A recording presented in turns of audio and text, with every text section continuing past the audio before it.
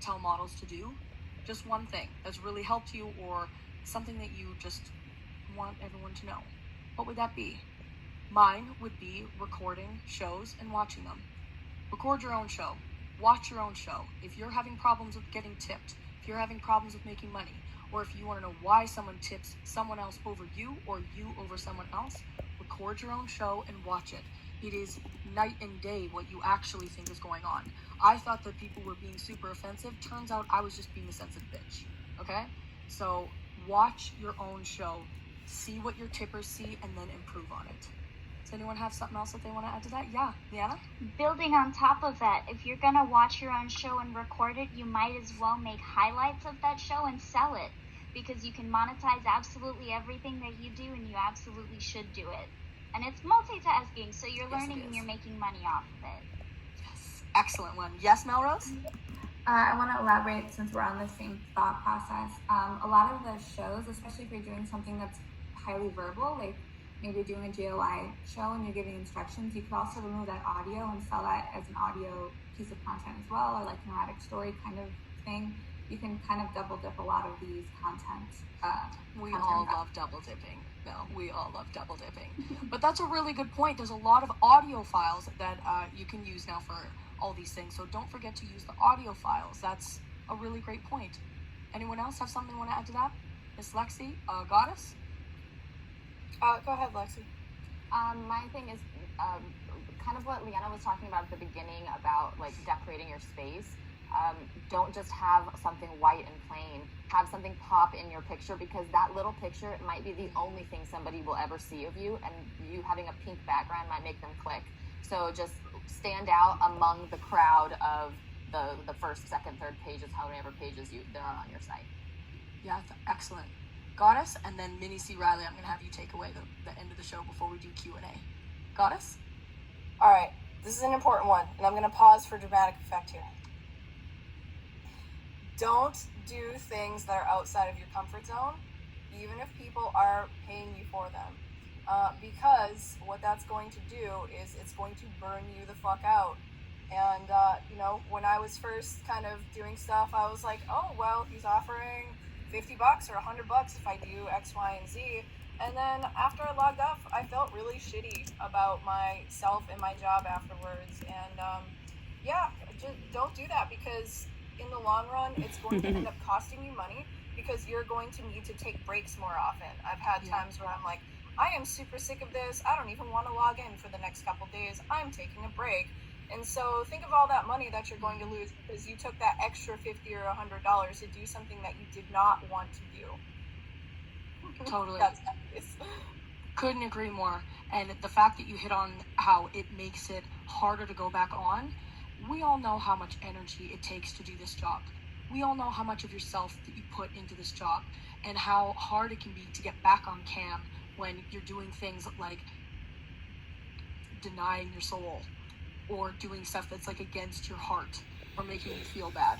Of course, that'll make you procrastinate, and that affects your money. So just don't do it.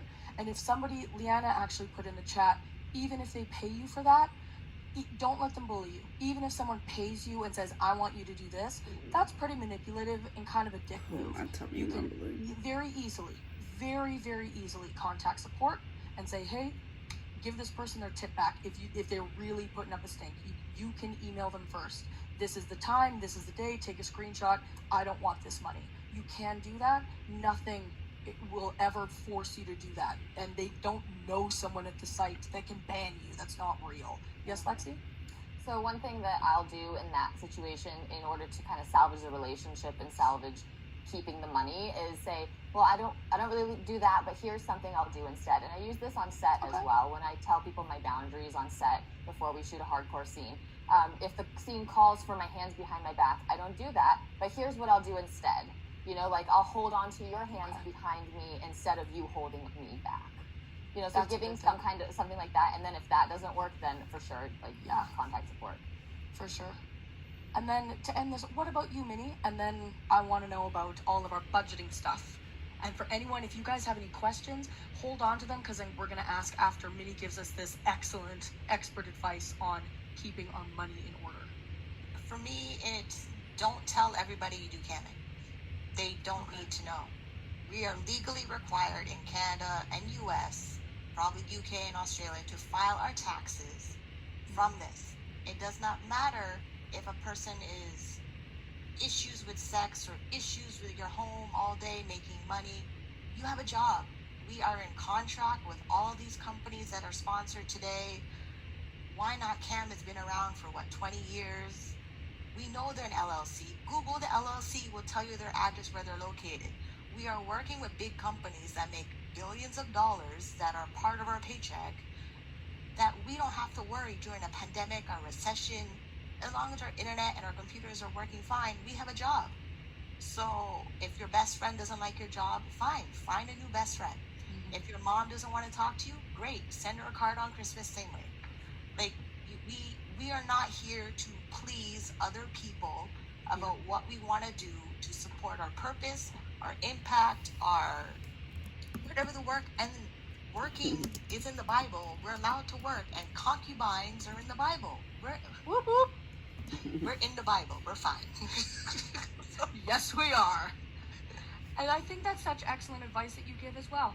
Like, being unapologetic about it. If you really love this job, it only becomes a juicy secret when you make it a juicy secret, right? You don't have to, be forthcoming about this, because you're right. It is nobody's business what you do. And now because I know we're running out of time and people are in the Q&A section, we're getting more and more questions like, brrr. So I want to know from Miss Minnie C. Riley, as a new model, what are some things that these models can do to start with their budgeting, to start with taxes? How do they begin doing that? Because I know that's a really scary thing. And I'm in Canada, and if you're in Canada or anywhere, I know there's been a huge push over COVID for, like, the government's not dumb. They know that there's more than 50 billion OnlyFans models out there coming out, like, making money. They know. So they're now actively starting to pursue people that they think owe them taxes. How do models get started right from the get-go, Minnie? What are some best practices that they can start doing? First thing is track your income and your expenses. You need, I use Wave Accounting, and every dollar that comes into me, so StreamMate's supposed to pay me on Friday. I put in the accounting software, StreamMate's going to pay me on Friday, how much is coming. So because I'm in Canada and StreamMate pays me in American money, it will say the American money, and then it'll convert to Canadian dollars, because Canadian people, we're paying more money, more taxes. So first things first is know what's coming in and know what's going out. And then you have to save 25% minimum for taxes in a savings account. It's not your money. That savings account is government of whatever country you live in. And then it's 10% to save for new computer, new clothes, new wig, plastic surgery. You have a separate savings account for things that you're going to buy for the business. Like the Loven's tipping toys, I don't have them yet. But now that Capital One is giving me a credit card with a $5,000 limit because I pay my bills on time. I rebuild my credit with Capital One with a secure credit card. Capital One will buy my Loven's sex toy. It's what's going to happen. So it's... And they love it too. Well, it's other people's money that David... Robert Kiyosaki talks about. You're using other people's money to grow your business. It's like my government, I'm paid in my government name. I perform under Minnie. Like the government already knows from day one. It's not like it's a secret. The government already knows what you're doing. So make sure the government is happy. Then your friends and family. It's not about friends and family. I don't care. If they're going to pay my tax bill that comes up, okay, fine. But they're not. They're going to be like, how come you have a big tax bill? Like, there's people on Reddit posting they made $300,000 on OnlyFans. It's on Reddit. Why would you post it on Reddit? You literally told everybody in the world and the government and your mom you made $300,000 and you don't know how to file Instagram is catching people. Instagram is catching people all over the place. Like, the amount of, I made this much money, dollar amount online, you need to save minimum 25% taxes. And then in Canada, you can open directly your tax-free savings account, your registered retirement savings account by yourself in your government name, and transfer money from your account to that account that saves for your retirement. America, I think you have 401k, look them up.